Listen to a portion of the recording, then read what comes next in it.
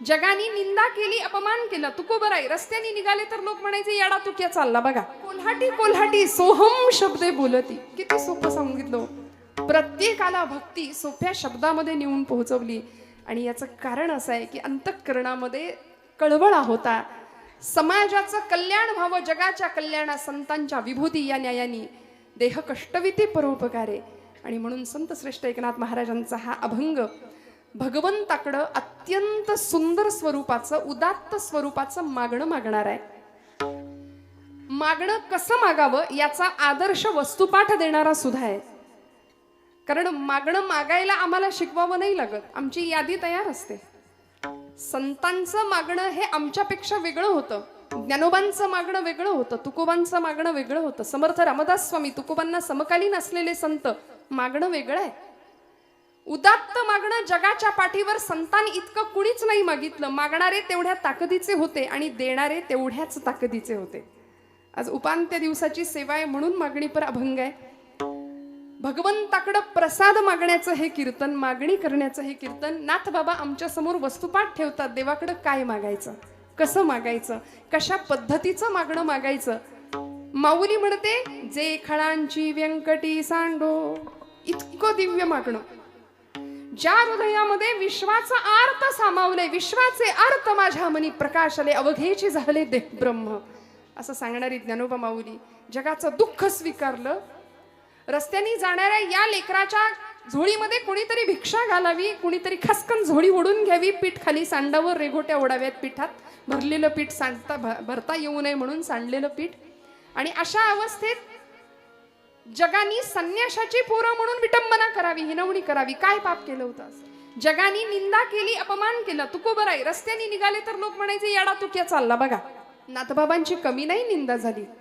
एखाद्या महाराच्या पोराला उचलून घेतलं नाथांनी म्हणून समाजाने वाळीत टाकलं नाथांना. क्रांतिकारक संत म्हणून ज्यांचा उल्लेख केला तर तो चुकणार नाही असे संत श्रेष्ठ एकनाथ महाराज, की ज्यांच्या अंगणामध्ये सगळ्या जातीच्या पंक्ती एकत्र बसायच्या. अमुक एका जातीमध्ये हा जन्माला आला म्हणून त्याला डावलायचं, अमुक एका जातीमध्ये हा जन्माला आला म्हणून त्याच्या हातचं पाणी मला चालणार नाही, हा मानवतेविरुद्ध केला जाणारा गुन्हा. सगळ्यात पहिल्यांदा याला फाटा फोडला तो संत श्रेष्ठ एकनाथ महाराजांनी. म्हणून क्रांतिकारक संत आहेत नाथ बाबा. आणि अशा नाथांचं कर्म बघावं, कार्य बघावं की भगवंताला वाटावं. तुका म्हणे त्याचा देव सर्व भार, चालवी कामार होऊनिया. हा भक्तीचा अधिकार श्रेष्ठ झाला, सिद्ध झाला. आणि भगवंत आले, दारात उभे राहिले, म्हणले मला काम द्या. नाथांच्या वाड्यासमोर येऊन उभे राहिले, मला काम द्या. नाथ बाबा म्हणले कोण तू? म्हणले लांबून आलोय, नाव श्रीखंड्या. श्रीखंड्या 12 वर्ष नाही, तब्बल 36 वर्ष भगवंत राबले नाथांच्या घरी. सेवा नाही केली बरं का, राबले हाच शब्द बरोबर आहे. कारण उत्सवामध्ये सेवा आम्ही करतो, त्यामध्ये सुद्धा ठरवून दिलेलं, नेमून दिलेलंच काम करतो. पण राबणं ही अवस्था आहे, ती भगवंतांना विचारावी. राबले. विठ्ठल म्हणून नाथांच्या घरी राबले 12 वर्ष, केशव म्हणून 12 वर्ष राबले, आणि श्रीखंड्या म्हणून 12 वर्ष राबले. नाथांनी विचारावं बाबा कशा करता आलायस? नाथ बाबा तुमचे कष्ट आम्ही बघितले. रोज गोदावरीचं पाणी आपण आणता, रोज एवढ्या उतारावरनं कावड घेऊन येता, घरामध्ये पंक्ती बसतात जेवायच्या. तुमचे कष्ट बघवत नाहीत, भगवंतापर्यंत तुमची सेवा पोहोचली आहे. आता मला तुमच्यासाठी काहीतरी हातभार लावू द्या. भगवंत ऋण शिल्लक ठेवत नाही भक्ताचे. मोरोपंत नावाचे एक पंडित कवी होऊन गेले, त्यांची आर्य आहे. ऋण तरी मुठभर पोहे, त्याच्या व्याजात हे मनगरीती. काय हो? ऋण म्हणून काय घेतलं भगवंतांनी, व्याज म्हणून काय होतं? पोहे. त्याच्या व्याजात हे मनगरीती. हेम म्हणजे सुवर्ण. कर्ज घेतलं, ऋण काय घेतलं? पोहे. आणि त्याच्या व्याजात काय दिली? सुवर्णाची नगरी. मग आता मुद्दलाचं काय झालं? मुद्दलात मुक्ती दे ही कोण्या साहुकारीची रीती. असा साहुकार की मुद्दल म्हणून मुक्ती देऊन टाकली, व्याज म्हणून हेमनगरी देऊन टाकली. देव शिल्लक ठेवत नाही ऋण. भक्तीचं ऋण वाढत गेलं, कर्ज वाढत गेलं, म्हणून भगवंत आले श्रीखंड्या म्हणून म्हणले मला काम द्या, काहीही करून काम द्या. नाथ बाबा म्हणले इतके सेवक दास दासी नोकर चाकर आहेत बाबा रे, माझ्याकडे नाहीये काम तुझ्या करता राजा, काय देऊ काम तुला, नाही काहीतरी काम द्या म्हणाले. बर घरी कोण कोण असतं, आता आली का पंचायत, आता काय सांगावं, एकटाच आहे म्हणले, जाऊ दे खोटं बोलायची सवय लहानपणापासून आहे आपल्याला, मी एकटाच आहे म्हणाले. एकटाच आहे, बर तुझं लग्न नाही झालं म्हणजे ठीक आहे, लग्न करून देऊ, अजून टेन्शन आलं देवाला. आधीच लोक ओरडतात 16,108 म्हणून, आता अजून हे कलम एक वाढवणार. म्हणले जाऊ दे, आत्ता पुरतं तरी हो म्हणतायत का नाही, राहूया इथेच, काही हरकत नाही. मज न लगे सर्वथा वेतन, पोटा पुरते देई अन्न.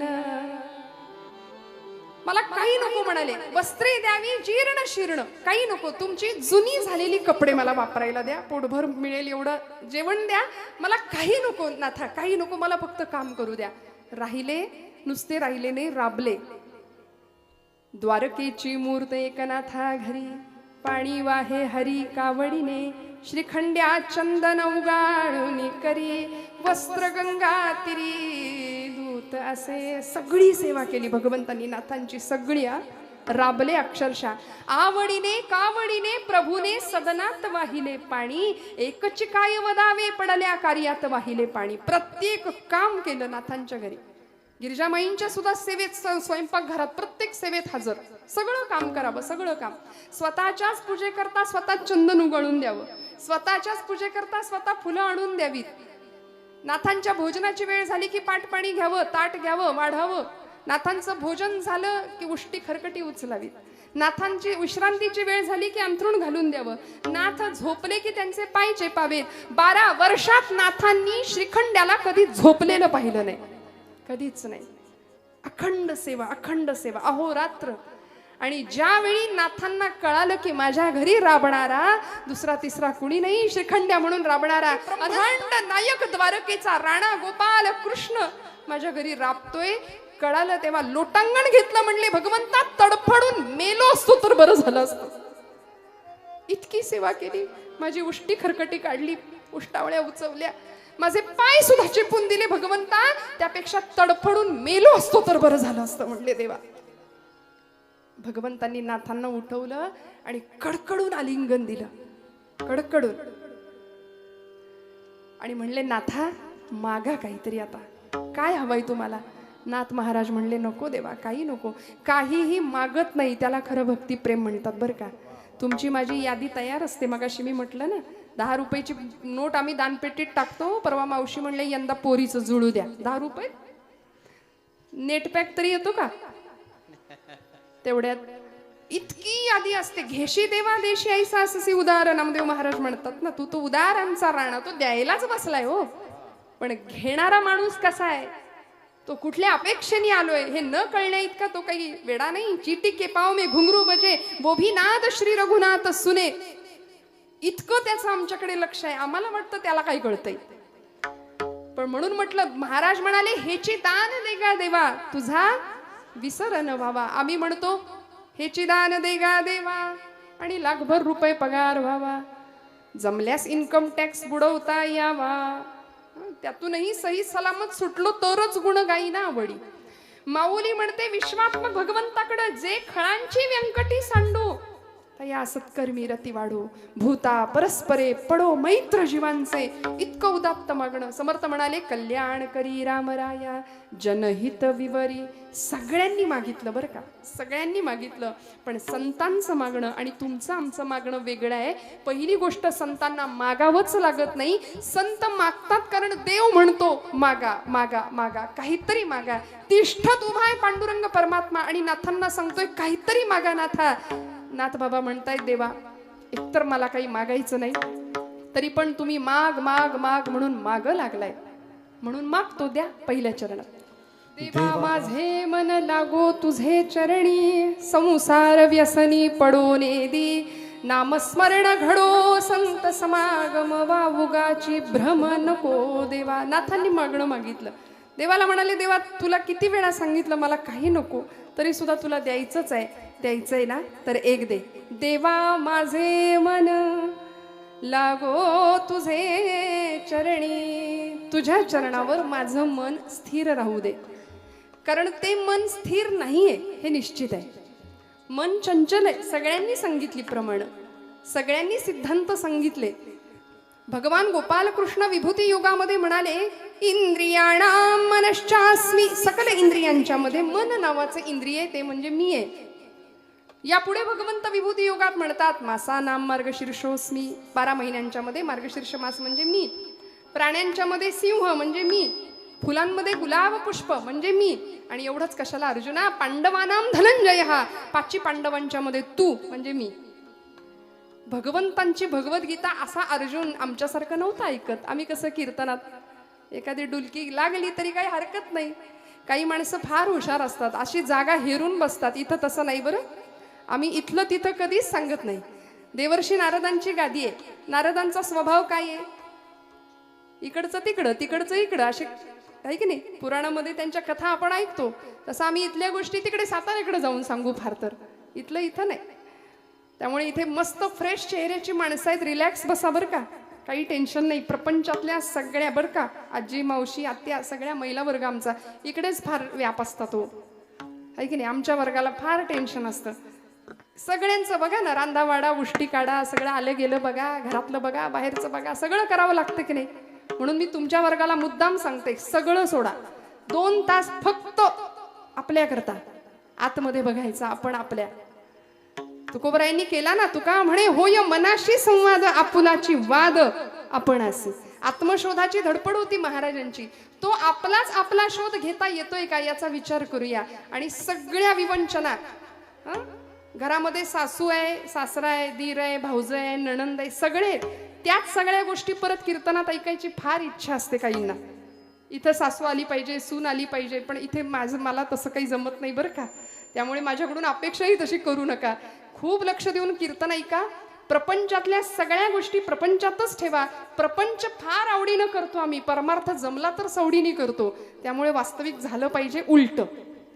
नाथांनी काय मागितलं, देवा माझे मन लागो तुझे चरणी, मन तुझ्या चरणावर लागू दे. म्हणजेच मन लागत नाही हे निश्चित आहे. कारण आमच्या खानदेशातल्या अत्यंत माझ्या आवडत्या कवयित्री निसर्ग कन्या बहिणाबाई काय म्हणाल्या, मन वढाळ वढाळ उभ्या पिकातल ढोर, मन वढाळ वढाळ उभ्या पिकातल ढोर, मन वढाळ वढाळ, मन वढाळ वढाळ उभ्या पिकातल ढोर, किती हाकल हाकल फिरीच्या पिकावर,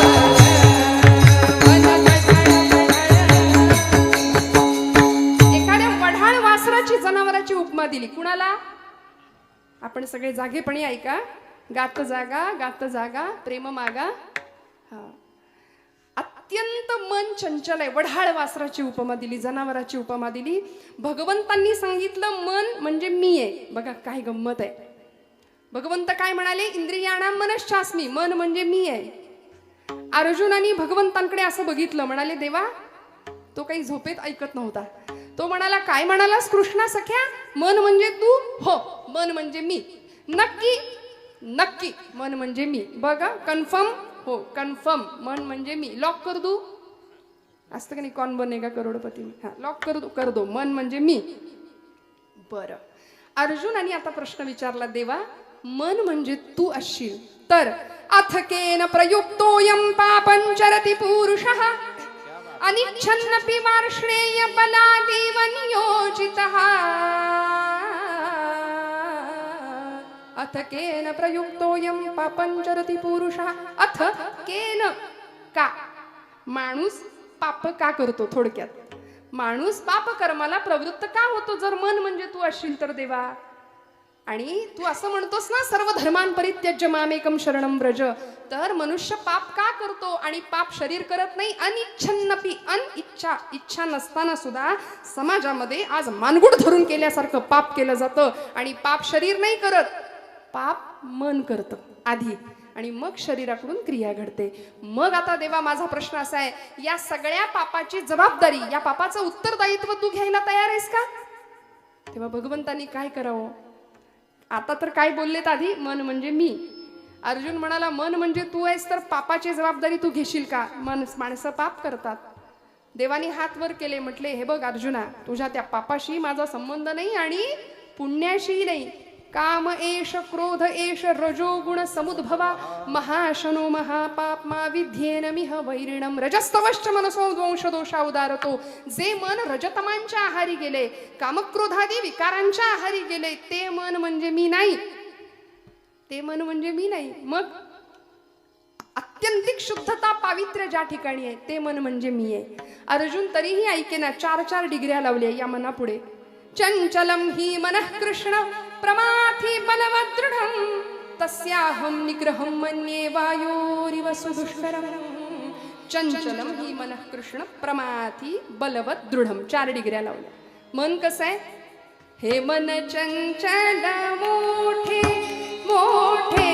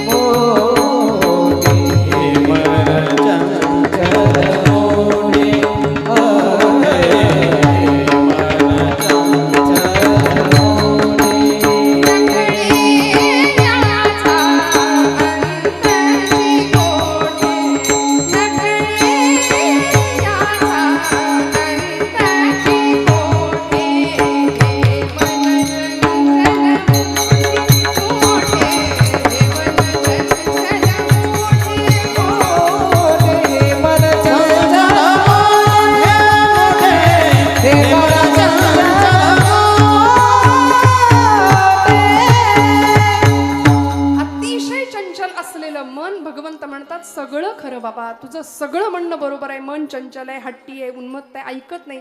आई वडिलांच्या तक्रारी असतात की नाही, पोरग काही केल्या ऐकतच नाही. कार्ट आपण म्हणतो की नाही, काही केले ऐकत नाही. म्हणलं बहिरा आहे का?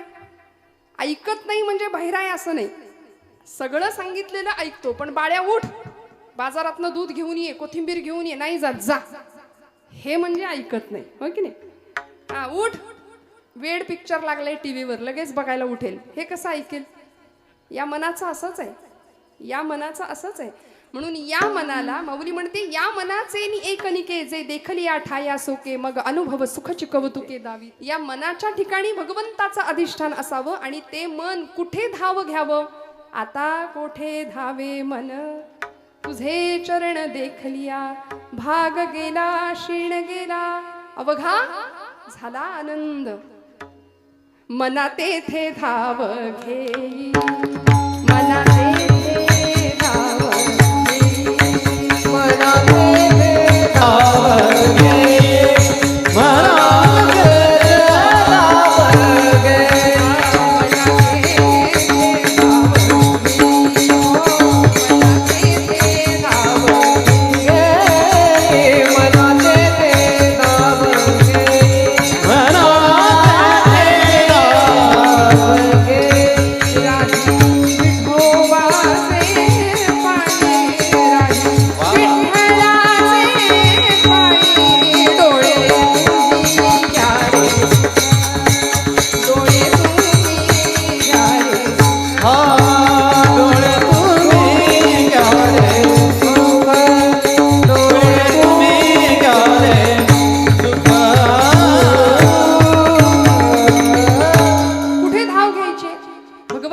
पायाजवळ. काय आहे असं भगवंताच्या पायात? नाथांनी म्हटलं, देवा माझे मन लागो तुझे चरणी. अहो, लाखोंच्या संख्येने समुदाय धावतो पंढरपूरला. वेडा आहे म्हणून की काय? काहींना नाही दर्शन मिळत, कळसाचं दर्शन घेऊन माघारी फिरावं लागतं. बिचारा कित्येक जातिवंत वारकऱ्यांना कोरोनाच्या 2 वर्षामध्ये नाही जाता आलं पंढरपूरला. जातिवंत वारकरी रडला घरी. का नाही त्या चरणांचं सुख घेता आलं. काय आहे असं?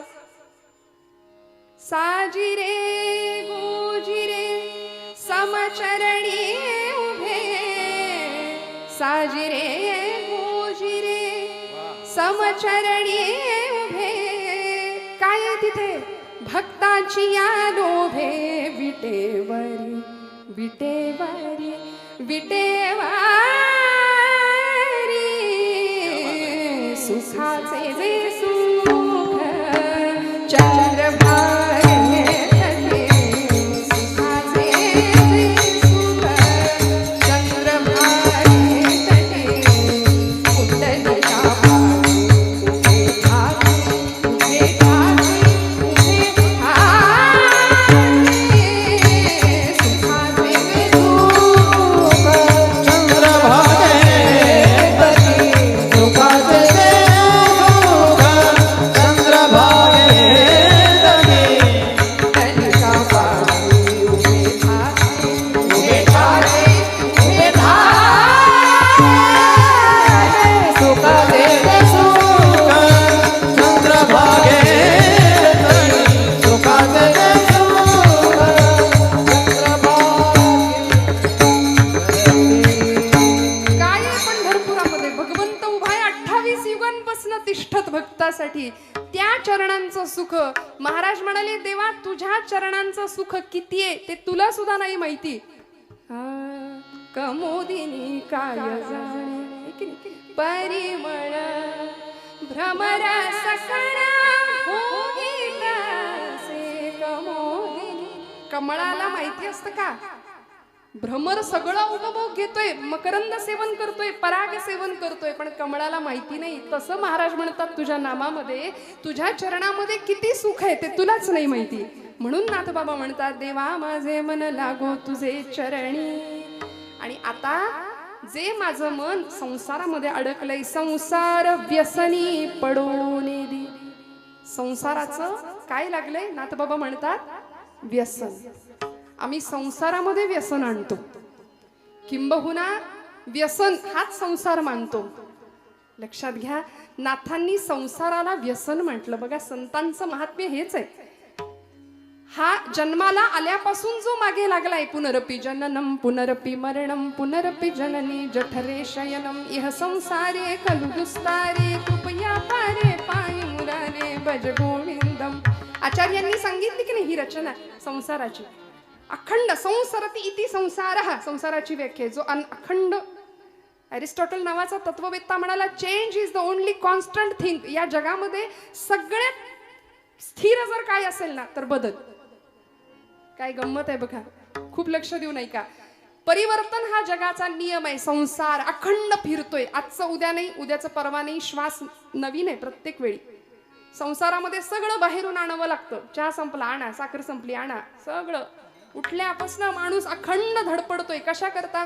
सुखा लागी करीसी तळमळ, सुखा लागी करीसी तळमळ, सुखा लागे करते तळमळ, सुखा लागे करते तळमळ, सुखा लागी करीसी तळमळ, सुखा लागी करीसी तळमळ, सुखा लागे करते तळमळ, सुखा लागे करते तळमळ. पंढरीची जाय एक वेळ, पंढरीची जाय एक वेळ, अवघाची सुख रूप होती, मग तू अवघाची सुख रूप होती.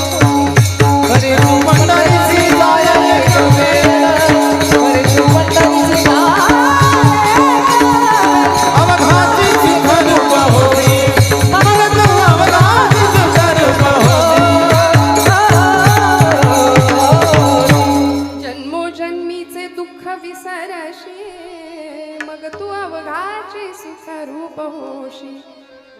या सुखासाठी आम्ही अखंड तळमळतोय. संसारात दुःख नाही, संसारच दुःखमय आहे, संसारच दुःख आहे. मग अशा दुःखमय संसाराचं व्यसन मला लागू देऊ नको. भर्तृहरी नावाचे एक सुभाषितकार होऊन गेले, त्यांनी नीतिशतक नावाचा ग्रंथ लिहिला. त्यामध्ये माणसाला व्यसन असलं पाहिजे असं म्हणले बरं का. तुम्ही म्हणाल, ताई काय बोलताय, कालपर्यंत आम्ही चांगलं ऐकत होतो, आणि आज तुम्ही चक्क सांगताय व्यसन असलं पाहिजे. मग आमच्याकडे तर भली मोठी यादी आहे. व्यसन आणि फॅशन याच्या आहारी लागून आमची पिढी किती बर्बाद झाली.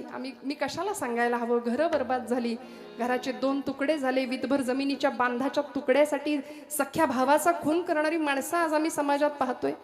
एखादा अपघात झाला रस्त्यावर तर त्याला मदत करण्यापेक्षा पहिला फोटो काढून सोशल मीडियावर माझ्याकडून पहिल्यांदा कशी बातमी जाईल याच्या मागे वखवकलेली आमची पिढी लागली आहे. आमची संस्कृती, आमचा समाज, आमचा देश, आमचा धर्म म्हणून भारतीय पुराण पुरुषांनी, महापुरुषांनी 3Dचा जमाना तोही होता बरं का. आजही आम्ही 3D फार करतो ना. पण या 3D मध्ये 3D कुठले होते तर देव, देश आणि धर्म. याच साठी सगळा जीवनाचा अट्टहास या मंडळींचा होता. त्यामुळे बाकी व्यसन करायला वेळच नव्हती हो. बाकी व्यसन करायला वेळ नाही, बाकी गोष्टींसाठी वेळच नाही. जगाचा तो भार आपुल्या शिरावर ऐसे थोडे तर वाटो द्या हो. कारण माहिती होतं माझ्या इथे प्रत्येक घराघरातनं सुवर्णाचा धूर निघत होता. इतकी श्रीमंती होती आमच्याकडे. सुवर्णाचा धूर, रत्नांच्या खाणी कुठे होत्या? भारत देशात. पण लोक आले, लुटेरे आले, अनेक स्वाऱ्या केल्या, लढाया केल्या आणि आमच्या इथलं सगळं लुटून नेलं. रिकाम्या आगबोटी आणल्या इंग्रजांनी, भरभरून नेलं. इथला ताग, इथलं लोखंड, इथली नीळ, इथलं सोनं, इथला कापूस सगळं नेलं आणि आमचा राष्ट्राभिमान स्वतःच्या टाचेखाली तुडवून टाकला. आणि आम्ही त्यांचे पोवाडे गातो. कुणीतरी यावं, इथलं लुटावं, इथं स्वाऱ्या कराव्यात, आमचा राष्ट्राभिमान तोडवून टाकावा, आमचा स्वाभिमान तोडवून टाकावा आणि आम्ही एवढ्या वर्षानंतर, शेकडो वर्षानंतर सुद्धा त्यांचेच पोवाडे गावेत. आमच्यासारखे शतमूर्ख आम्हीच आहे, लक्षात ठेवा. आम्हाला कीर्तनातनं ही जागृती करणं अपेक्षित आहे. आमच्या भावी पिढीला जर आम्ही नाही सांगितलं तर आमच्यासारखे पापी आम्ही ठरवू. कारण येथ वडील जे जे करीती तया नाम धर्म ठेवीती माऊली. धर्माची व्याख्या आम्हाला सांगतात. मग आम्ही जर कमी पडलो तर आमच्या पिढीसमोर पुढचा येणारा भयान अंधकार, त्याला आम्ही जबाबदार असू. आमच्याकडे एक म्हण आहे, आम्ही शेकडो वर्षानंतर स्वाऱ्या केलेल्यांचेच गुणगान गातो. इथली मंदिरं फोडली, मशिदी उभ्या केल्या, धर्माभिमान स्वतःच्या टाचेखाली तुडवून टाकला. घोड्यांच्या टापा आल्या, मोगलांच्या स्वाऱ्या, सुलतानांच्या स्वाऱ्या, लढाया कुणाच्याही असोत, घरदार जळून राख झाली. सत्यानाश झाला तो मराठी मुलखाचा, मराठी मातीचा. इथल्या बाया बापड्यांची सुरक्षितता प्रश्न होता. वेदशाळेतला वेद, देवळातला देव, स्त्रीचं शील, तिच्या कपाळावरचं कुंकू, तिचं चारित्र्य, तरुणांचा पराक्रम, वृद्धांचं जीवन काहीच सुरक्षित नव्हतं. अशा वेळी नाथ बाबा साक्षीदार होते बरं का. 16वं शतक आहे नाथ माऊलींचं. आणि एकनाथ महाराज पैठणातनं 3.5 शक्तिपीठांकडे अवतान घालत होते. दार उघड बये, दार उघड म्हणून. 3.5 शक्तिपीठांकडे सगळ्या संतांनी अवतान घातलं होतं. का हो? कारण आम्ही इतक्या वर्षानंतर सुद्धा त्यांचंच गुणगान गातोय. आपल्याकडे म्हण आहे, जो जिता वही. वाटलंच होतं मला. आता काय, आपण आपलीच दृष्ट काढली पाहिजे की नाही मीठ मोहऱ्यांनी. एकदा खरंच काढूयाच आपण. कसं कसं बघा ना, मी न काही विचारता पटकन तोंडात आलं तुमच्या, जो जिता वही. आता का म्हणाल? आजपासून म्हण बदलूया. मी हात जोडून प्रार्थना करते, आपल्या सगळ्यांच्या हृदयस्थ परमात्म्याला विनंती करते की आजपासून जो जिता वही सिकंदर नाही. अरे कुणीतरी फुटके लुटेरे येतात, आमच्या इथलं सोनं लुटतात, आमच्या इथला देव, धर्म, देश, स्वाभिमान लुटायचा प्रयत्न करतात आणि आम्ही त्यांचंच गुणगान गातो. आजपासून जो जिते वही छत्रपती शिवाजी महाराज, जो जिता वही महाराणा प्रताप, जो जिता वही राजा विक्रमादित्य, जो जिता वही पृथ्वीराज चौहान. आजपासून त्यांचे गुडवे गायला सुरुवात करूया. जो जिता वही धर्मवीर संभाजी महाराज. का हो? नको त्या गोष्टींच्या आहारी आम्ही जातो, परिणाम संसार उद्ध्वस्त होतो. नाथांनी संसाराला व्यसन मांडलं. म्हणाले मला संसाराचं व्यसन लागू देऊ नको देवा. याचा अर्थ प्रपंच करायचा नाही असं नाही. प्रपंच करावा नेटका, मग घ्यावे परमार्थ विवेका. संतांनी सांगितलं फाटका तुटका प्रपंच आम्हालाही मान्य नाही. तो उत्तमच करायचा. प्रपंच असावे सुवर्ण परमार्थी पंचीकरण. प्रपंच छानच करायचा आहे, उत्तम. जोडून या धन उत्तम व्यवहारे, उदास विचारे वेच करी तुकोबा म्हणतात की नाही. उत्तम प्रपंच करायचाच आहे, पण त्याचं व्यसन नाही लागू द्यायचं. कीर्तनाला येता का? नको. दूध फ्रीज मध्ये ठेवायचंय. कीर्तनाला येता का? घराला कुलूप लागलंय की नाही 10 वेळा आम्ही ओढून बघू आणि इथं आल्यानंतर सुद्धा त्या कुलपाचं चिंतन करू. असा हा संसार मागे लागलाय.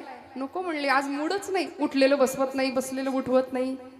कबीरदास म्हणतात, कोई तन दुखी, कोई मन दुखी, कोई धन बिन रहत उदास, थोडे थोडे सब दुखी, सुखी हरी के दास. सगळ्यांच्या मागे दुःख आहे, कारण संसारच दुःखमय आहे. आणि तिथे आम्ही सुख शोधण्याचा प्रयत्न करतो. स्वानंद सुख निवासी मामासाहेब दांडेकर असं म्हणाले होते की तुम्ही प्रपंचात सुख शोधता, म्हणजे असं झालं की मिरच्यांच्या बाजारात जायचं आणि म्हणायचं जरा खव्याचे पेढे देता का किलोभर. आता मिरच्याच्या बाजारात तुम्हाला पेढे कुठनं मिळणार, तिथे ठसकाच लागणार आणि तिथे डोळ्यात पाणीच येणार. बरोबर आहे की नाही. मग प्रपंचात सुख नाहीये. मग असा संसाराचं मला व्यसन लागू देऊ नको, नाथबाबा म्हणतात. भर्तृहरी म्हणाले, व्यसनानि संति बहुशः व्यसनद्वयमेव केवलम व्यसनम. मी म्हटलं 2 व्यसन माणसाला लागली पाहिजे. कुठली व्यसन? विद्याभ्यसनम व्यसनम अथवा हरिपाद सेवनम व्यसनम. 2 व्यसन जगाच्या पाठीवर अशी आहे की ती माणसाला लागली तर माणूस जीवनाचं कल्याण व्हायला हरकत नाही. पहिलं व्यसन विद्येचं, विद्याभ्यसनम व्यसनम अथवा हरिपाद सेवनम व्यसनम. कुठली तरी कला, मग संगीतातली कुठली कला असू दे, खेळ असू दे, शिल्पकला असू दे, चित्रकला असू दे, विद्येचं व्यसन आमच्या मुलांना लागलं पाहिजे. आमची पोरं हातामध्ये एकदा ते डबडं दिलं की त्यांना जगाचं काही भान नसतं. मग आई बोलवतीये, वडील बोलवताय, जेवायला उठ बाबा, काही नाही. बसून बसून बसून किलो किलो फक्त आमची वजनं वाढतायत. का? इंटरनेट, त्याच्यावरचे गेम, मैदानी खेळ संपले. मग विद्येचं व्यसन लागावं. साहित्य संगीत कला विहीन साक्षात पशु पुच्छ विषाणहीन, हा असं एक सुभाषित आहे. म्हणले ज्याच्याजवळ कुठलं साहित्य नाही, कुठली कला नाही, कुठली विद्या नाही, त्याची गणना ही एखाद्या पशुमध्ये होणार आहे. आणि कुठला पशु? म्हणले पुच्छ विषाण. विषाण म्हणजे शिंग, संस्कृतात शिंगाला विषाण म्हणायचं. विषाण म्हणजे शिंग. शिंग आणि शेपूट नसलेला प्राणी, असं मानव प्राण्याचं वर्णन केलंय बरं का. पुढं म्हणाले, तृणन्न खादन्न जीव मानहा. म्हणले नशीब त्या 4 पायाच्या प्राण्यांचं की हा 2 पायाचा प्राणी चारा खात नाही. कारण यानं जर एकदा चारा खायला गेला तर बाकीचे पशु जिवंत उपाशी मरतील. इतिहास आहे. आम्ही अन्न नाही खात, आम्ही माती खातो, दगड खातो, सिमेंट खातो, पैसा तर खातोच खातो. बर चारा सुद्धा खाल्लाय बरं. विठ्ठल विठ्ठल.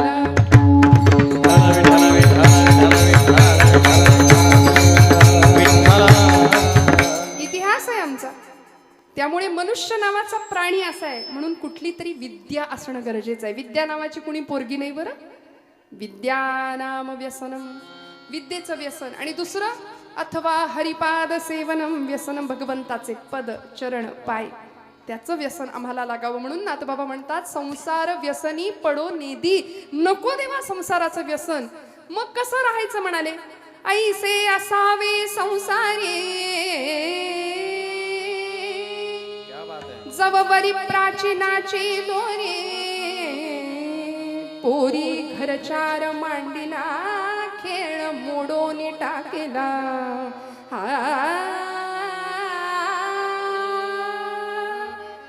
ऐसे असावे संसारी. कसं राहायचं संसारात?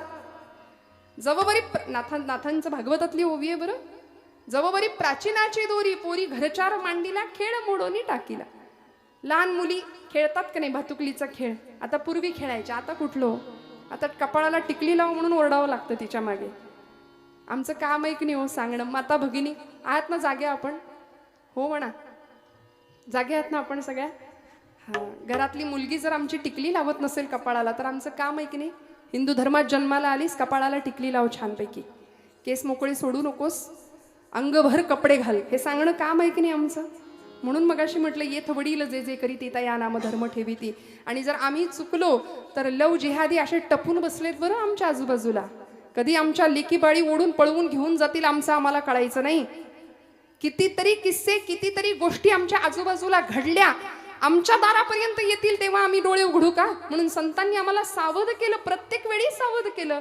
काय होत असेल देहाचे 35 तुकडे झाल्यानंतर, आई वडिलांच्या हृदयाला, अंतःकरणाला काय यातना होत असतील, आम्हाला वेळीच सावध होणं फार गरजेचं आहे. नाथांनी सांगितलं, लेकी बाळी संध्याकाळच्या वेळी खेळायला बसतात. भातुकलीचा खेळ पूर्वीच्या काळी खेळायच्या बरं का मुली. मग तो खोटाच संसार असायचा, खोटाच चहा करायचा, घरातल्या वडिलांना नेऊन द्यायचा, त्यांनी खोटा खोटा भुरके मारत प्यायचा. हं? मस्त संसार तिचा चाललेला असायचा आणि संध्याकाळ अंधार पडायला लागला की नाथ बाबा दृष्टांत काय गोड देतात बघा. नाथ महाराज म्हणतात, पोरी घरचार मांडीला खेळ मोडून टाकीला. आईची हाक कानावर आली, कार्टे चल, अंधार पडला. आणि ती आहे तसं पिशवीत भरते सगळं. आईची हाक आली, चल बाई, निघाले घरी. लहानपणी आम्ही एक वाळूचा बंगला करायचो. तुम्ही आपल्यापैकी पण बरेच मंडळी करत असतील बघा, आहे की नाही? मुलं करतात, पाय त्याच्यामध्ये घालायचा, वाळू करायची. बायका रस्त्याचं काम करणाऱ्या असतात, कधीतरी बघा, खूप प्रामाणिकपणे दिवसभर ते पोर वाळूत खेळत असतं त्यांचं. ती बाई दिवसभर काम करत असते, काबाड कष्ट, दिवसभर मोलमजुरी करावी तेव्हा तिला पगार मिळेल, मग पोट भरायचं. ते पोरग दिवसभर त्या वाळूचं इतकं सुंदर घर करतं आणि आई निघायला लागली, कार्ट्या चल आता घरी जायचे, ते टुनकन उडी मारतं, त्या घरावरच उडी मारतं, मोडून टाकतं. ऐसे असावे संसारी.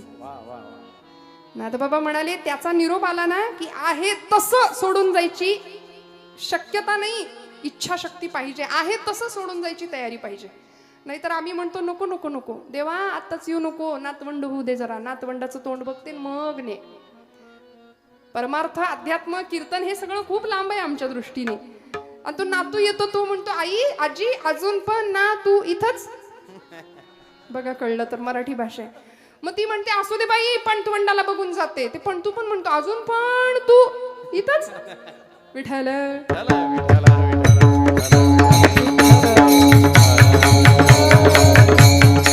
त्यामुळे लोकांना कंटाळा येईपर्यंत आमचं जीवन नसावं, संसाराचं व्यसन लागू देऊ नये. मग नाथबाबा म्हणतात की या संसाराचं व्यसन तर नकोच, तुझ्या चरणाजवळ मन स्थिर राहू दे. पण ते मन चंचल आहे, ते जर स्थिर असायचं असेल तर साधन पाहिजे. कुठलं साधन? अभंगाचं दुसरं. आणि पाटील असा बांधलाय त्याला, गळा बांधून या दूर असा बांधलाय करकचून. सोहम शब्दे मारा केला, श्वास घेतानाचा सूर. नामस्मरण सांगते बरं मी आपल्याला, नामस्मरण घडो. का मागणं मागितलं? सोहम शब्दे मारा केला, प्रत्येक श्वास घेतानाचा सूर सो आणि सोडताना हम, प्रत्येक श्वासाला नाम घेतलं. त्यामुळं विठ्ठल काकुळती आला. जनीला सांगतो, जने जने जने किती बांधशील, बांधून ठेवले. जनी म्हणे, आता विठ्ठला आता जीवेन सोडी तुला. असा बांधला त्याला. काकुळतीला येऊन भगवंत सांगतो, किती बांधशील मला भक्तिपाशामध्ये. नाथबाबा म्हणतात, भगवंता तुला बांधायचंय. यशोदेनी बांधला, जनाबाईनी बांधला, अनेक संतांनी बांधला, तसं मलाही तुला माझ्याजवळ बांधायचंय. सावतोबांनी बांधला हृदयामध्ये, तसं मलाही तुला बांधायचंय. म्हणून मला एक दे, नामस्मरण घडो. पुढचं मागणं मागतात, संत समागम. दुर्जनांचा संग सुखे करावा खंडण, तुकोबराय म्हणतात. अशा दुर्जन संगतीमुळे तुमच्या माझ्या आयुष्याचं नुकसान व्हायला वेळ नाही लागत. पाण्याचा थेंब अनेकांच्या संपर्कात येतो, पण तो स्वाती नक्षत्रातल्या शिंपल्यात ज्यावेळी जातो तेव्हाच तो मोती बनतो. तुमच्या माझ्या आयुष्यामध्ये आजूबाजूला कोण आहे? आपल्याकडे एक शब्द आहे त्याला, चौकडी. अजून एक शब्द आहे, नाही बोलत, हे की नाही? अशा चौकडीच्या जर आम्ही आहारी गेलो तर आयुष्याचं नुकसान व्हायला वेळ नाही लागणार. काय करते संत संगत, एक दृष्टांत सांगते, पुढे जाते. स्वामी विवेकानंदांचं उदाहरण आपल्याला माहिती आहे. जगाच्या पाठीवर योद्धा संन्यासी म्हणून ज्यांचा गौरव झाला. संन्यासी कधी योद्धा नसतो आणि योद्धा कधी संन्यासी नसतो. पण नरेंद्र लहानपणीचं नाव बरं का. बघा काय गंमत आहे.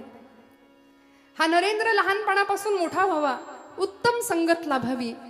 खरं तर पाश्चिमात्य शिक्षणाचा प्रभाव होता आयुष्यावर. 16व्या वर्षीच अगदी वडिलांना विचारावं, बाबा आमच्यासाठी तुम्ही काय केलं. आताची पोरं सुद्धा विचारतात बघा, चटकपटक जरा गुण आला बोलण्याचा की आम्ही विचारतो, तुम्ही आमच्यासाठी काय केलंय. मग आपण काय म्हणतो, अरे तुझ्यासाठी काय नाही केलं, रक्ताचं काय केलं, पाणी केलं, हाडाची काढ केली, जीवाचं क्या बात आहे, सगळं माहिती आहे तुम्हाला, हे सगळं केलं तुझ्यासाठी. पण पोरगा विचारतो तुम्ही आमच्यासाठी काय केलं. मग आता वडील म्हणून विश्वनाथ बाबूंची जबाबदारी काय होती बघा. विश्वनाथ बाबू दत्त नरेंद्रांच्या वडिलांचं नाव. कलकत्ता हायकोर्टाचे सुप्रसिद्ध वकील होते. नरेंद्रांनी प्रश्न विचारला, बाबा तुम्ही आमच्यासाठी काय केलं, तुम्ही आमच्यासाठी मागे काय ठेवलंय.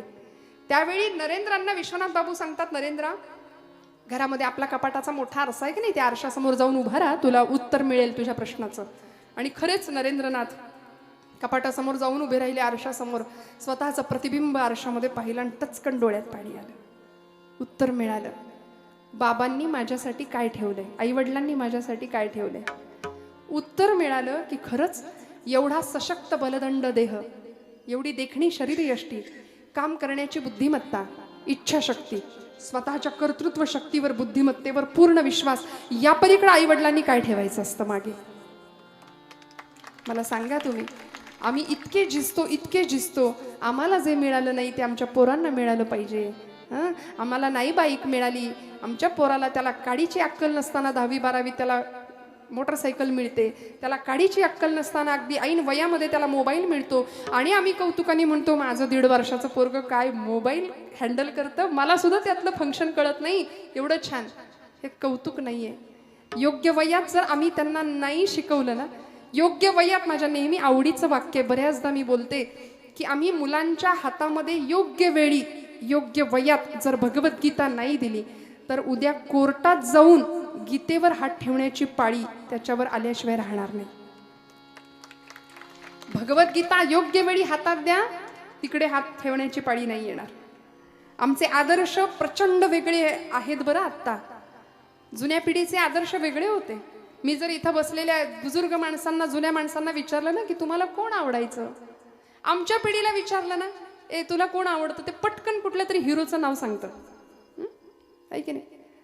कोर्टाच्या त्या तुरुंगाच्या दारामध्ये त्या जजनी तुरुंगवासाची शिक्षा सुनावल्यानंतर तिथं रडतो ढसाढसा. असा सलमान खान नावाचा हिरो आमच्या पिढीचा हिरो आहे, आदर्श, आयडॉल.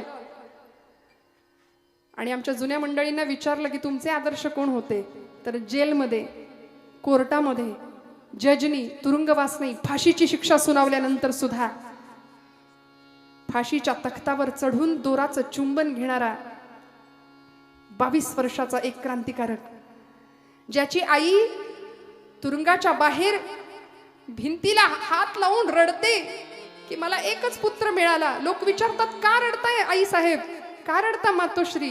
ती म्हणते मला एकच पुत्र मिळाला, मला 7 मुलं मिळाली असती तरी मी देशमातेसाठी वाहिली असती. तो सुपुत्र जजनी तुरुंगवास नाही, फाशीची शिक्षा सुनावली तरी मेरा रंग दे,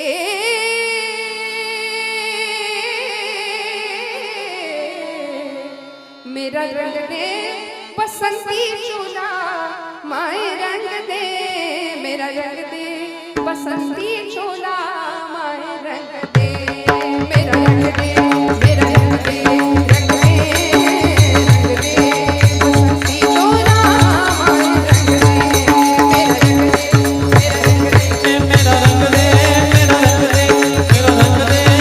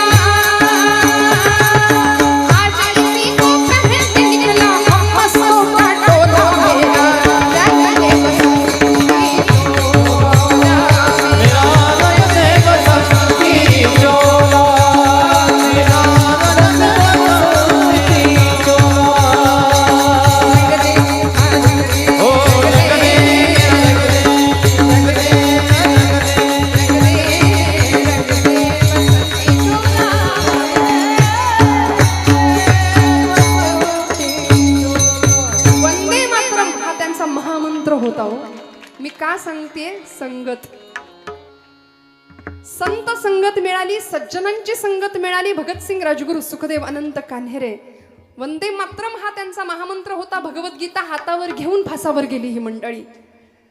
तुमच्या माझ्या आयुष्यामध्ये योग्य संगत नसेल तर आम्हाला अध्यात्म साधणार नाही, जीवनाचा पाया उत्तम राहणार नाही, भक्कम राहणार नाही.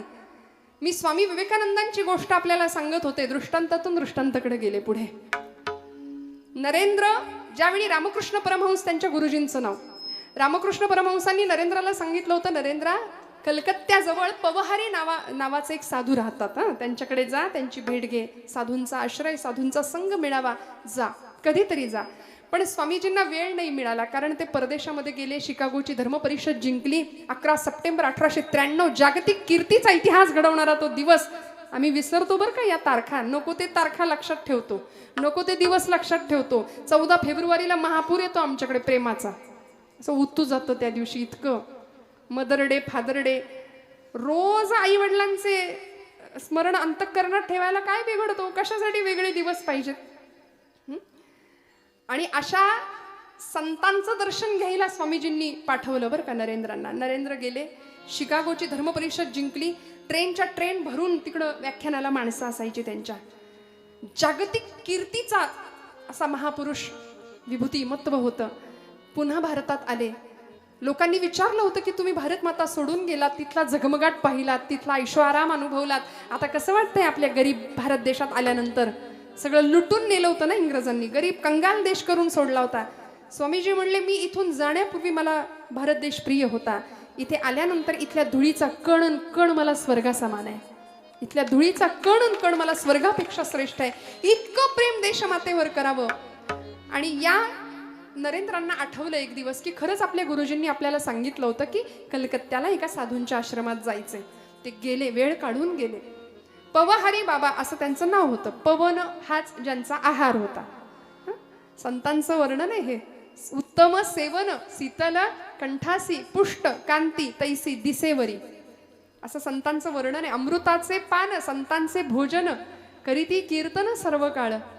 संतांचे भोजन अमृताचे पान, संतांचे भोजन अमृताचे पान, संतांचे भोजन अमृताचे पान, संतांचे भोजन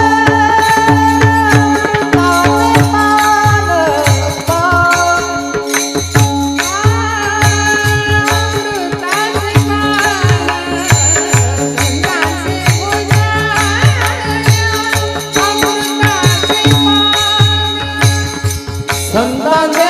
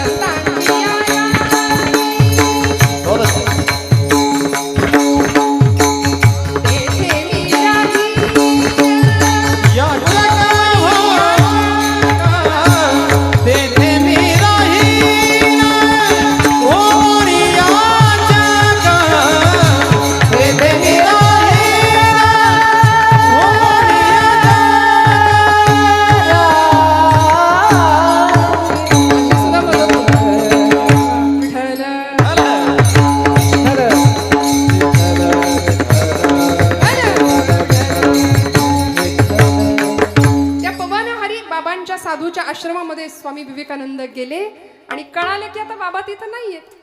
त्यांनी देहत्याग केला, समाधी घेतली. मग त्या आश्रमातला एक शिष्य त्यांचा तो आश्रम फिरून दाखवत होता स्वामीजींना, नरेंद्रांना. आणि फिरता फिरता तो सांगत होता की इथे आमच्या बाबांची ही पर्णकुटी, इथे ते ध्यानाला बसायचे, इथे आम्ही ज्ञानार्जनाला बसायचो, ही त्यांची ध्यानाची जागा. असंच करता करता स्वामी नरेंद्रनाथ म्हणाले की अरे बाबा, मला एक गोष्ट सांग ना, एक किस्सा सांग, एखादा प्रसंग सांग तुझ्या गुरूंच्या आयुष्यातला, बाबांच्या आयुष्यातला. तो म्हणाला हो सांगतो. आणि त्यांनी सांगायला सुरुवात केली. ऐका बरं खूप लक्ष देऊन. झालं असं, तो म्हणाला की आमच्या आश्रमात एके दिवशी भर दुपारी माध्यांनी चोर शिरला. दुपारच्या वेळी चोर आला आणि तो चोर थेट जिथं पवनहारी बाबा झोपले होते की नाही त्या कुटीतच शिरला. आता साधूच्या कुटीत त्याला काय मिळणार, पण त्याने जे काही सामान होतं थोडंफार ते सगळं भरलं, एका पोत्यात निघाला. जाता जाता त्याचा पाय साधूंच्या पायाला लागला आणि त्याचा पाय लागल्याबरोबर ताडकन पवनहारी बाबा उठून बसले. आता पुष्ट कांती अशी बघितल्या बघितल्या याला घाम फुटला. पोतं तिथंच टाकलं आणि धूम ठोकली जंगलाच्या दिशेने, अंधाराच्या दिशेने. पवनहारी बाबांनी ते पोतं उचललं आणि त्याच्या मागे धावत सुटले. तो चोर मागे वळून बघतोय. म्हणाले धावताय तिथपर्यंत ठीक आहे, पोतं घेऊन का धावतायत? मी तर ते टाकलंय तिथे. आणि एका क्षणाला पवनहारी बाबांनी त्याला असं पकडलं, अंगावरच्या उपवस्त्रांनी त्याच्या कपाळावरचा घाम पुसला आणि म्हणाले किती थकलास राजा, किती श्रमलास, किती दमलास? तो म्हणला अहो मी चोर आहे, मी विचारलं का तुला तू कोण आहे? मला काही घेणं देणं नाही म्हणाले त्याच्याशी. हे तुझं हे सामान तू न्यायला आला होतास का नाही, हे तुला द्यायला आलोय म्हणले. तो म्हणतो अहो मी चोर आहे महाराज. असू दे राजा. स्वामी विवेकानंद ती गोष्ट ऐकतायत त्या शिष्याकडून. स्वामीजी त्याला म्हणाले काय झालं रे त्या चोराचं पुढं काय झालं? तो शिष्य म्हणाला तो चोर तुमच्या समोर उभा आहे. आपणा सारिखे करीती तात्काळ नाही काळ वेळ तया लागी. तो चोर म्हणले काय तुमच्या समोर उभा आहे. अशी संतांची संगत तुमचं माझं जीवन परिवर्तन करू. लोह परिसाची नसा हे उपमा. असा महिमा आहे संतांच्या संगतीचा. सत्संगत्वे निसंगत्वम निसंगत्वे निर्मोहित्वम निर्मोहित्वे निश्चलत्वम निश्चलत्वे जीवन मुक्ती. जीवन मुक्त स्थितीला नेण्याचं काम संत संगत करते, नामस्मरण करतं. महाराज म्हणाले वाऊगाची भ्रम नको देवा. आम्ही भ्रमिष्ठासारखे वागतोय, गोंधळल्यासारखे वागतोय माहितीये संतांना. म्हणून म्हणतात हा भ्रम बाजूला कर आणि मोकळ्या मनाने मला भजन करायला शिकव. हाताने टाळी वाजवा, मुखाने नाम घ्या, गोड भजन करा. महिला वर्ग अजिबात संकोच नाही करायचा. रंग रंग पांडुरंग रंग विठ्ठला रंग विठ्ठला.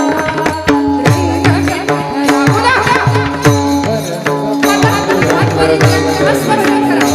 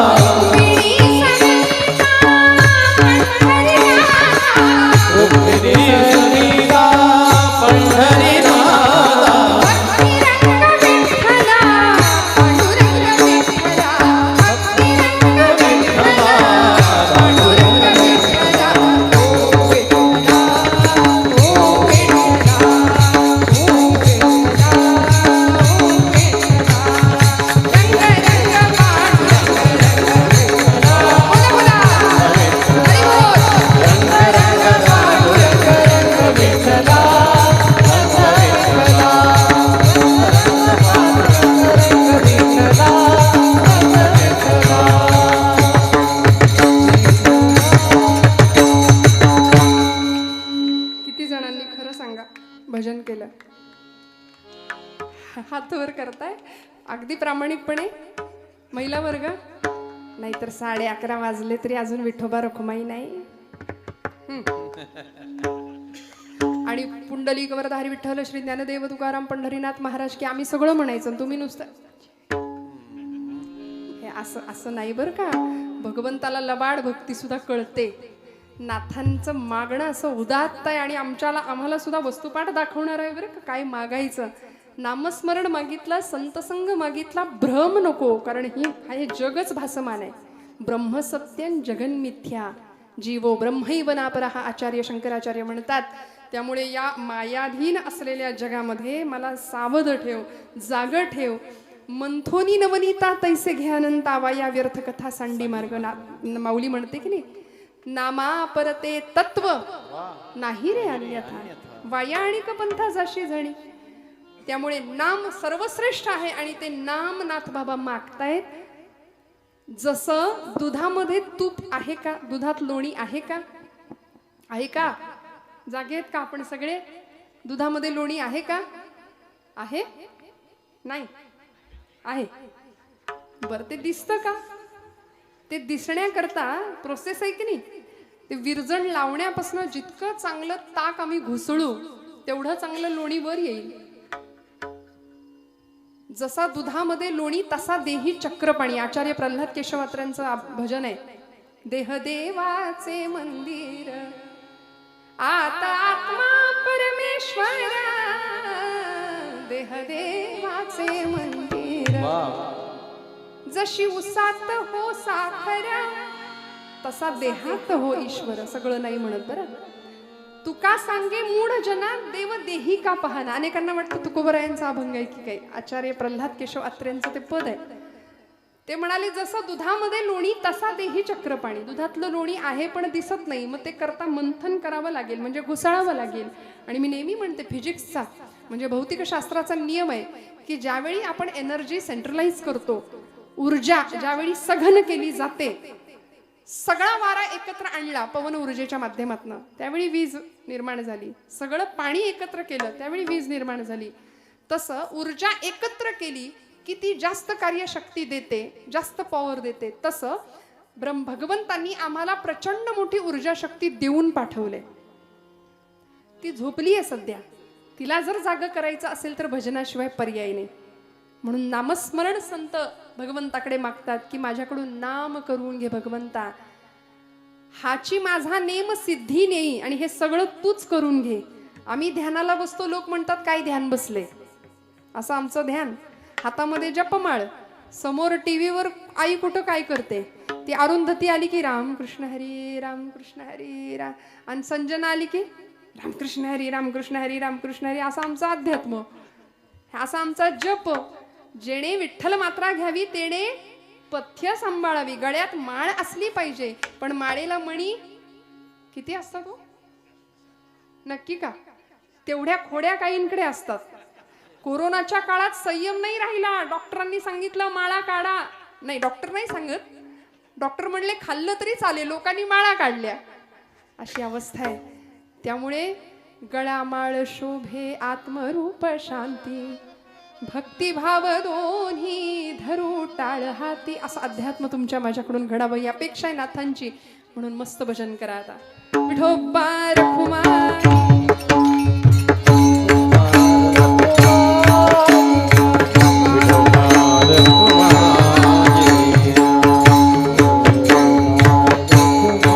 हरी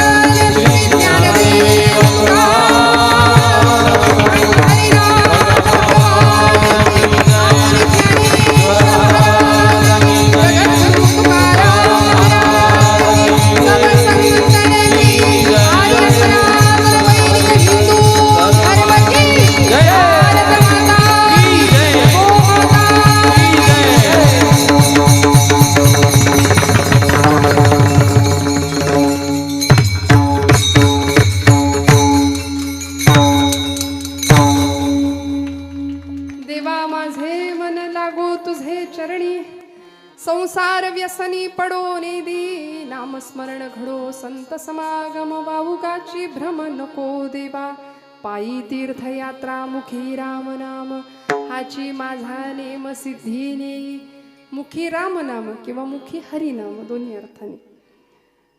नाथांनी भगवंताकडे नाम मागितलं. काय काय मागितलं बघा. तुम्ही आम्ही काय मागतो? सगळं प्रपंचातलं दान मागतो, संसारात सुख मागतो, यंदा पोरीचं जुळू दे, मुलाला नोकरी लागू दे. पण खरं सांगू का, तो दाता आहे, तो द्यायला बसलाय. अशी कृतज्ञता पाहिजे.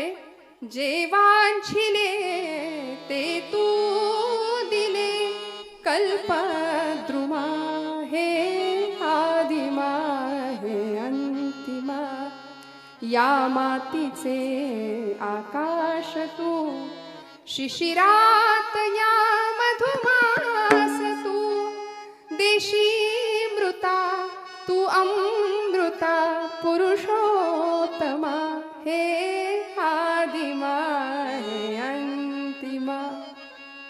देणे तुझे तुके शिरी, झालो ऋणी जन्मांतरी. क्या बात है. अपकार मी अपराध मी, अपकार मी अपराध मी, परी तू क्षमा हे आदिमा हे अंतिमा, हे आदिमा हे अंतिमा. जे वांछिले ते तू दिले, जे वांछिले ते तू दिले, कल्पद्रुमा हे आदिमा हे अंतिमा, हे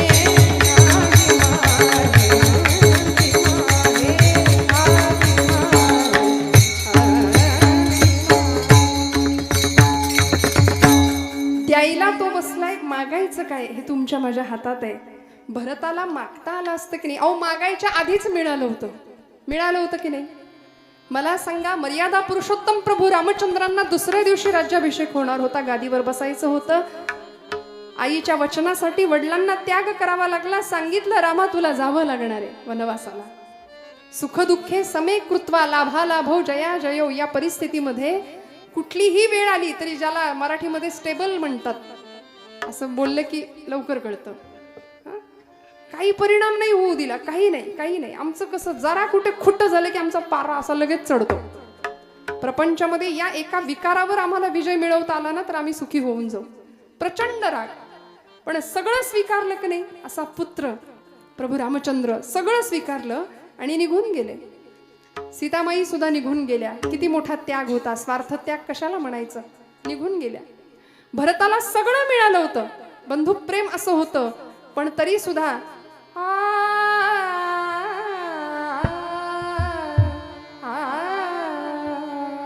काय मागितलं. गेले की नाही मागे मागे मागे. सुमंतांना पाठवलं आधी. भरद्वाज ऋषींच्या आश्रमामध्ये प्रभू थांबले होते. तिथून पुढे भगवंत निघून गेले. जिथं बसले होते त्या जागेवर असा हात कुरवाळत होते आणि आसव ढाळत होते. भरद्वाज ऋषी म्हणाले, भरता, आजपर्यंतची जी पुण्याई साठली त्या पुण्याईचं फळ म्हणून प्रभू रामचंद्राचं दर्शन मला झालं, आणि रामांच्या दर्शनाची पुण्याई जी साठली त्याचं फळ म्हणून तुझ्यासारख्या भक्ताचं दर्शन मला झालं. भरता, किती श्रेष्ठ आहेस तू, किती श्रेष्ठ आहे. काय मागितलं? नाथांनी चरण सेवा मागितली, चरणाजवळ मन. भरतानी तेच मागितलं. तात गेले माय गेली, तात गेले माय गेली, तिथे देना. तात गेले माय गेली, भरता तापोरका, मागणे हे एक रामा, बापुऱ्या द्या पादुका, मागणे हे एक रामा, बापुऱ्या द्या पादुका.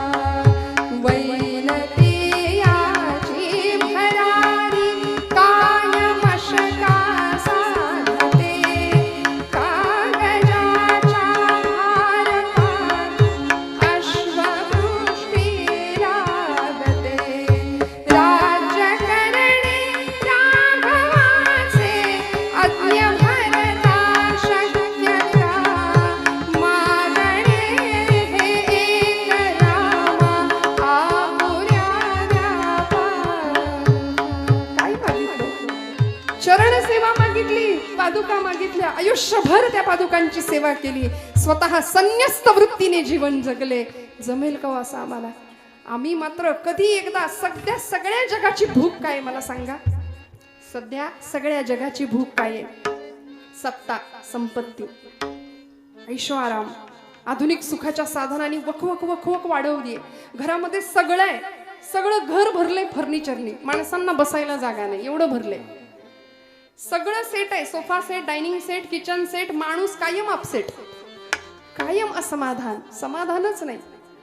सगळ्या सुखाचे अलंकार जर अंगावर उपभोगायचे असतील तर संतांनी नामाला महत्व दिलं, संत संघाला महत्व दिलं. म्हणून नाथ बाबा नामस्मरण मागतात, संत संघ मागतात, तीर्थयात्रा मागतात. सगळ्या संतांनी तीर्थयात्रा केली, नामदेवांनी तीर्थयात्रा केली. 5व्या वर्षी अलौकिक सिद्धी मिळालेले संत श्रेष्ठ नामदेव काय सांगतात? माझा पांडुरंग राऊळातच आहे, माझा देव इथेच आहे विटेवर. का हो? अशी अलौकिक सिद्धी मिळाली होती की ज्यावेळी गोणाई माता सांगते नाम्या आज पांडुरंगाला नैवेद्य तू दे, त्यावेळी 5 वर्षाचे नामदेव येतात, पांडुरंगासमोर नैवेद्य ठेवतात, म्हणतात करा सुरुवात, करा सुरुवात. एवढ्या अर्जवानी देव जेवेल का हो? जेवेल का? तुमच्या माझ्याकडून जेवतो का देव? आम्ही नैवेद्य ठेवतो, लगेच काढून घेतो. खाल्लं बिल्लं तर करायचं काय त्याने? केवढी भीती आम्हाला. आणि तो आपला नैवेद्य खात नाही याच्यातच तो आपली आब राखू नये, लक्षात ठेवा. तर त्यांनी जर खायला सुरुवात केलं, नामदेव महाराज म्हणले देवा का रे, मी एवढा पोर आलोय आज, माझे बाबा रोज येतात म्हणून काही चवण्या डवण्या लावलेस की काय? जेव बऱ्या बोलानी. तरी सुद्धा हालायला तयार नाही देव. मग आई आपल्याला कसं करते घरी? आता बऱ्या बोलानं जेव, नाही तर चुलीतलं जळकं लाकूड आणून सडकीन म्हणला, तरी सुद्धा देव जेवायला तयार नाही. आणि एक क्षण असा आला, नामदेव महाराज म्हणले पांडुरंगा 5 वर्षाचं वय आहे बरं. म्हणाले पांडुरंगा आता जर जेवला नाही ना तर बाबा येतील, मला विचारतील नाम्या देव जेवला का? देव जेवल्याशिवाय तू जेवायचं नाही असं मला सांगितलंय. मग मला विचारतील देव जेवला का? मग त्यांच्या हातून मार खाण्यापेक्षा पांडुरंगा तू जर बऱ्या बोलानी जेवणार नसशील तर इथं या पायरीवर डोकं आपटून जीव देतो म्हणले. आणि धाडकन डोकं आपटणार पायरीवर. एवढ्यात डोक्याखाली मऊसर हात लागला, डोक्याला लागलं नाही आणि गाभाऱ्यातनं आवाज आला, नाम्या नाम्या, अरे वेडा की काय तू? दगडाचा देव कधी जेवतो का रे? नामदेव हुशार महाराज. महाराज म्हणाले पांडुरंगा दगडाचा देव कधी बोलतो का रे? बोललास चल. चाटून पुसून ताट स्वच्छ करायला लावलं पांडुरंगाला. सगळं ताट स्वच्छ करून आले, घरी आले आणि गोणाई मातेनं बघितलं रिकामं ताट. म्हणली कारट्या धीर नाही धरवला, सगळं संपवलं. भूक लागली करतो. आई अगं मी नाही संपवलं. मग कुणी संपवलं? अगं ज्याच्यासाठी दिलं होतं त्यांनी संपवलं म्हटले. कुणी संपवलं? पांडुरंगानी. देव जेवला? हो आई देव जेवला. कुणी बघितलं? कुणी कशाला बघायला पाहिजे आई? नाम्या खोटं बोलू नको, देव कसा जेवेल? अगं आई खोटं कसं बोलायचं हेच माहिती नाही ग मला. आम्हाला वेळ लागतो का खोटं बोलायला आमच्या पोरांना? कारण आम्हीच त्यांना शिकवतो, ही वस्तू तुला दिली आहे, ही दुसऱ्या कुणालाही द्यायची नाही. मग ते पोरग कळायला लागल्यापासून हे सगळं माझं आहे असे आम्ही बांधावर उभे राहतो.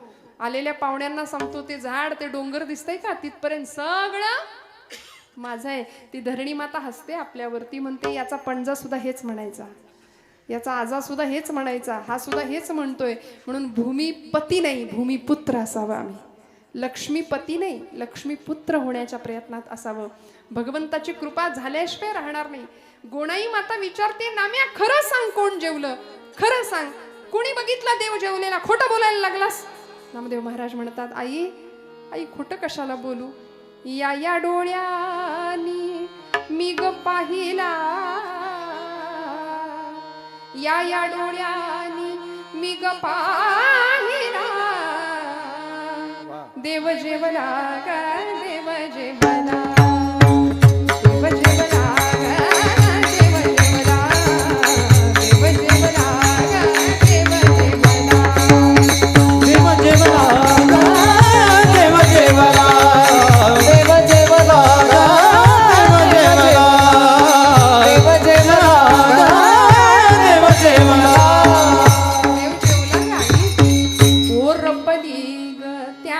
खीर तोंडी लाविली कोशिंबीर भुरका साराचा. बघा याला म्हणायचं साथ. भुरका आमटीचा मारियला ग देव जेवला ग देव जेवला देव जेवला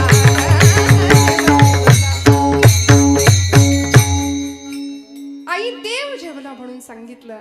भगवंतासाठी सगळं सर्वस्व नामदेवांसाठी पांडुरंग होता.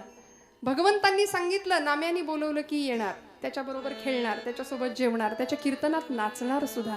त्यामुळे तिथे पांडुरंग हाच परमात्मा, पंढरपुरातच पांडुरंग आहे या भावनेत असलेले नामदेव महाराज ज्यावेळी ज्ञानदेव सांगतात, नाम्या अरे पंढरपुरात राहून भागायचं नाही, बाहेर पडावं लागेल. शिंप्याच्या जातकुळी जन्माला आलास म्हणून काय झालं, सगळ्या जगाला कळू दे नामदेव नावाचा शिंपी अवघा देश शिवायला निघालाय प्रेमाच्या धाग्यानी आणि भक्ती नावाच्या सुईनी. अवघा प्रांत जोडला, घुमांपर्यंत पोहोचले, पंजाब प्रांतापर्यंत. एकही राष्ट्र एकही राज्य असं नाहीये की जिथे नामदेवांच्या खुणा नाहीयेत. आज सगळीकडे पोहोचले. ज्ञानदेवांनी तीर्थयात्रा केली, नाथांनी तीर्थयात्रा केली, तुकोबांनी तीर्थयात्रा केली, अनेक संतांनी तीर्थयात्रा केली. पायी तीर्थयात्रा, मुखी हरिनाम, हाची माझा नेम सिद्धी नेई. आणि शेवटच्या चरणामध्ये नाथ बाबांना पांडुरंग विचारतात, भगवंता नाथा काय हवंय, अजून अजून काय हवंय, मागा अजून काय हवंय. काही मागणे नाही नाही देवा आणि मागण नाही नाही देवा.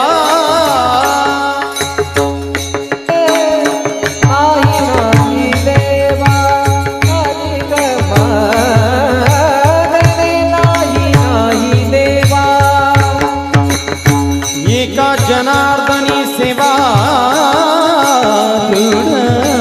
दे, एका जनार्दनी सेवा दे. नामस्मरण घडो संत संगम, नामस्मरण घडो संत समा. एका जनार्दनी सेवा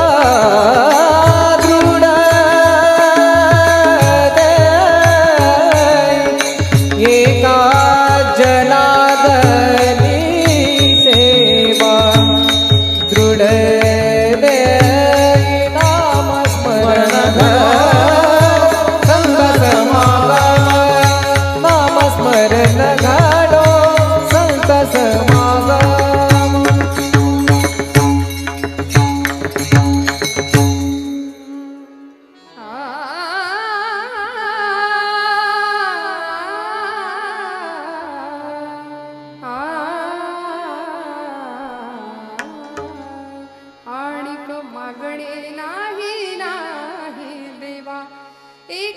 जनार्दनी सेवा दृढ देई. नामस्मरण घडो संत समागम. आणि मागणे नाही नाही देवा. आम्हाला कुठेतरी थांबावं असं वाटतच नाही. आम्ही अखंड धावत राहतो. नाथ बाबा म्हणले, भास देवा खूप दिलस, मी खूप मागितलं, मागणं काय, तुझी चरण सेवा, भ्रम नको, संत समागम दे, नामस्मरण घडू दे, पायी तीर्थयात्रा दे, आणि हे सगळं तू करून घे. असे हुशार संत होते. हाची माझा नेम सिद्धी नाही, तूच करून घ्यायचं, कारण करता करविता तू आहे. ते करते पण माझ्याकडे आलं की मला दुःख होईल. आमच्या अहंकाराला कारण काय असेल तर आमचं करते पण असतं. म्हणून श्रोते हो, सगळं करते पण भगवंताकडे सोपवावं. मी करता ऐसे म्हणसी तरी तू दुःखी होशी, श्रीराम करता म्हणता पावसी यश कीर्ती प्रताप. आणि हे सगळं मिळायचं असेल तर सगळं सोपवावं भगवंताकडं. सख्य भाव, दास्य भाव, अनेक भावांनी त्याची भक्ती करता यावी. उत्तम मागणं भगवंताकडं मागावं. आणि ते मागणं मागत असताना निष्काम भाव असावा. नाथांचा तो भाव होता. भगवंतांनी नाथांना भरभरून दिलं. प्रपंचही उत्तम झाला नाथांचा, परमार्थही उत्तम झाला. तुमच्याही प्रपंचामध्ये, आमच्याही, आपल्या सगळ्यांच्या प्रपंचामध्ये, परमार्थामध्ये भगवंत असावा, या एकाच भावनेनी आजची सेवा भगवंत चरणावर रुजू करते. बोलत असताना काही वेडवाकडं गेला असेल तर मोठ्या अंतःकरणाने क्षमा करा श्रोते हो. आपण सगळे गुणीजन आहात.